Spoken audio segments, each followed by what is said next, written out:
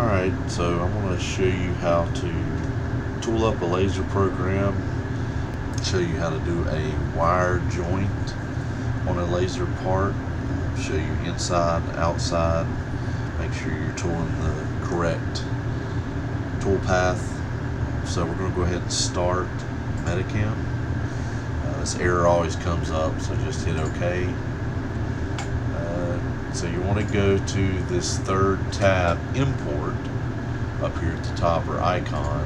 Click on it, click on DXF, and you want to navigate towards the DXF file for the part that you are wanting to tool up on the laser. If the DXF file isn't in here, you'll have to get with one of the engineers and have them save the part as a DXF.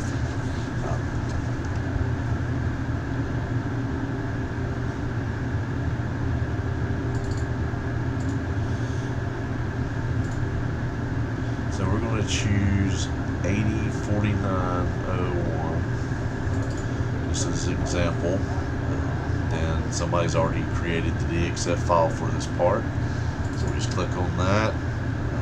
Don't really ever change anything, so just hit OK on this screen and then it brings it up. So the first thing you're going to want to do, as you can see at the top on the tabs, mine is on punch tool. So when I click over this, this is actually for the trump machine. So you're going to want to go to the part settings, go down here to defaults, load by name, scroll down, and you have two options for the MITS lasers. You can do 16 gauge or you can do 11 gauge. It really doesn't matter. So just select one and we'll update all the settings. Hit OK, load all settings. So next, go to basic. Part number's already in here. You can add a comment if there's something specific about this program that you would like to add. Machine should be the 3015 LV Plus. Material, the MSN5 and MSN7 post processors. Something's wrong with those, so don't use those. The machine will have issues with those post processors. So the two that you're going to want to use are the MS05 and MS07, and the difference between them is the 5 is the 5-inch lens. So if you select that one, click on your thicknesses, it goes from 20 gauge to 11 gauge. And if you select the MS07, it goes from 11 gauge all the way to 1 inch. Normally we do the MS05 up to 11 gauge, and then the MS07 for 7 gauge and 1/4 inch, and pretty much we don't do anything thicker than that most of the time unless it's for a project. So we're going to select the MS05, and then we're going to say this is 060, which would be 16 inch. Next, you can go to sheet. It should be 96 by 48 unless you're using a pre-cut sheet or a not standard sheet, 5x8, 5x10. If you were using one of those, you would just change that size up here. Include tooling. Your margins, we always default to 1/4 inch margins all the way around. Sometimes you can play with those a little bit if you need to get just a small amount of extra margin so you can get maybe another row of parts, increase the yield of the sheet, but normally defaults 1/4 inch. Lead in and lead out. Use the following approach escape. That's clicked, checked. The length, I usually put 0.1, and so the reason for that is when the part, or the laser pierces the part, if you get just a slight more lead in, you won't get a bad edge on the part. So I usually use 0.1, and then the angle I just leave it at 90, and we should be done with that. There's some other settings like auto tool, or really sequence. If you're doing an entire layout of parts or a row of parts or whatever that may be, you can sort based on patterns. So you can, select which edge or which side of the part you want to start at. You can select if you want a grid, so it goes up and down or left to right, or you can do LAA, and it will start from one corner and go towards another corner. And then you can do Y first, X first, automatic. Like I said, unless you're doing a grid or a row of parts, you can just use simplest shortest distance, and we will actually manually select our toolpath after we tool it up. Click done, and now we're ready to start. So this part's mostly ready. You could go ahead and tool it up if you wanted to. I'm going to show you how to do a wire joint, because sometimes you have smaller parts that may kick up from the gas on the laser. It can cause an issue with the head colliding with a part. So a wire joint just helps you keep the part in the sheet, but still makes it easy enough to allow somebody to shake the parts out, get the parts out at a later time. So the first thing you're going to do is select this perpendicular line icon on the drawing tab. Select that, and normally we always start on the upper right hand corner, our lead in and lead out for parts. So scroll in, and you're going to want to first select the line that you want to be perpendicular to. So anywhere on this line we can select first, and it will now turn blue. The next is you're going to want to select the starting point of the perpendicular line. So I'm going to scroll over till I see end point and click that. And then finally you're going to select the direction that you want the perpendicular line to go, and you're going to select the length. The length is up here. The length will depend on the thickness of your material. For 20 gauge to 060, 0.05 is a pretty good length. As you go thicker, you'll have a heavier pierce, so you may need to go up 0.06, 0.07, 0.08, in 7 gauge or whatever it may be. But for what we're doing, 0.05 is a pretty good length. So we'll just leave it at that, and then we're going to select, I want the perpendicular line to go out away from the part. So there we have our perpendicular line. We're going to do this again.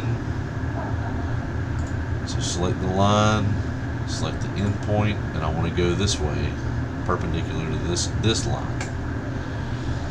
Then one more time, select the line, the end point, and down. And so what that does is this gives me my length of the wire joint that I want, and it also gives me a lead in. So next I want to go to the trim icon, and I want to trim the part so that it leaves this little void area so it will actually hold into the sheet. And I want to trim this line and this line. So now when I leave this part, the laser will come in, start here, it will lead in with a 0.05 lead in, and then it will cut this part out.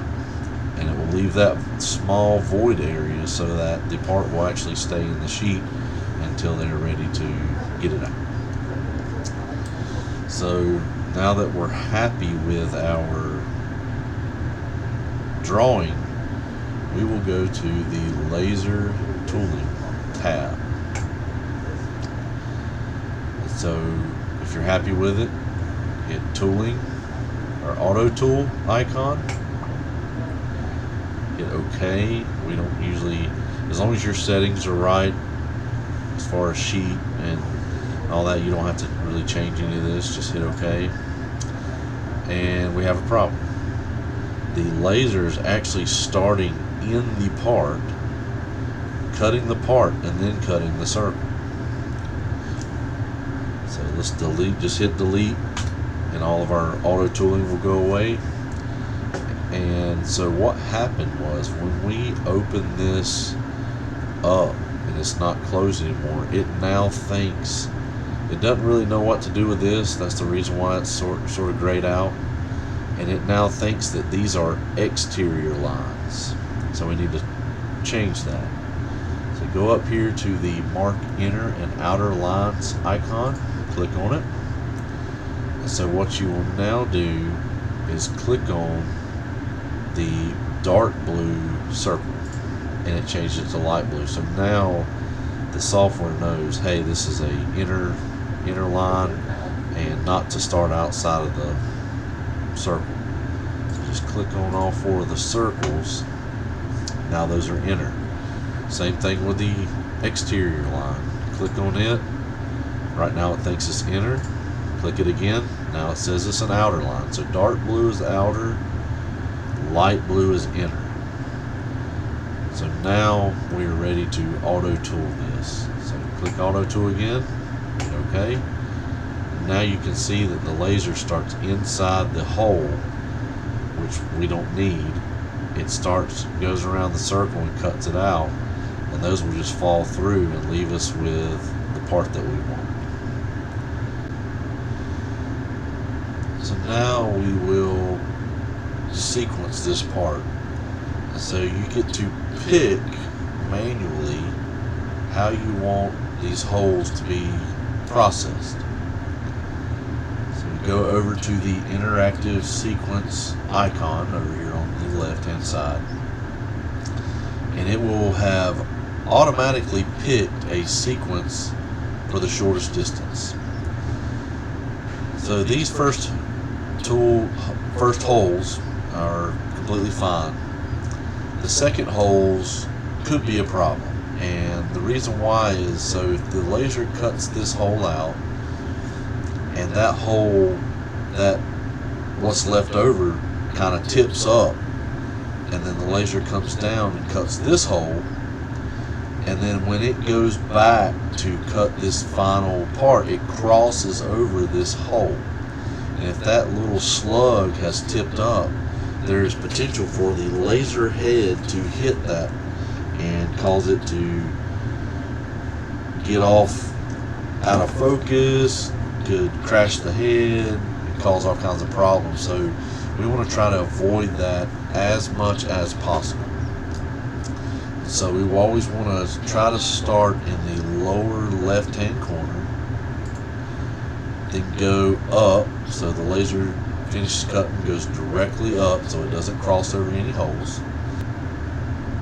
So now this is where we deviate from the default configuration, is we will go down here and select this hole next, and you can see it was a 4, it changed to a 3 now. Then we will process this hole, then we will process the outer edge of this part. And so now when we're looking at this, the laser never has to cross over this part, and we can see how we've done is we can go to the simulation tab, hit play, and you can watch in order how the laser will process this part. And everything with that looks good, so we'll just hit eject. And that closes the simulation screen. So we're going to now create the code for this. So you go down to generate NC code. Click on that. don't change really any of these settings except one. If you go to advanced settings, there's one that you can change that you'll do somewhat often, and it is the leave head down for short distance traverse. And so what that tells the laser is, as of right now, every time it cuts out a circle and finishes, it will completely lift the head up, move over, the head will come back down, and then it'll start cutting this next hole. The problem with that is that's several seconds of movement, and over a whole sheet, you could add up to several minutes of cut time by doing that. So if we check this and just select yes and hit OK, it will now leave the head down for that whole one part, and it generates the code. You shouldn't have to edit in this scenario any of the code. If you did, you would click on edit code, and then it would allow you to go in here and change whatever you wanted to change, but we don't need to do that. So now you just hit save. It'll bring up your Windows Explorer. You select where you want to save it. Display 01 drawings is where we save all of our code files. Since this is the production part, we would go to production. Unless it's specifically for the smaller HV2 laser, we would just save it in laser 3015, which is sort of a generic folder for both lasers. Both lasers can use this code file, and then we just put in the part number and save it.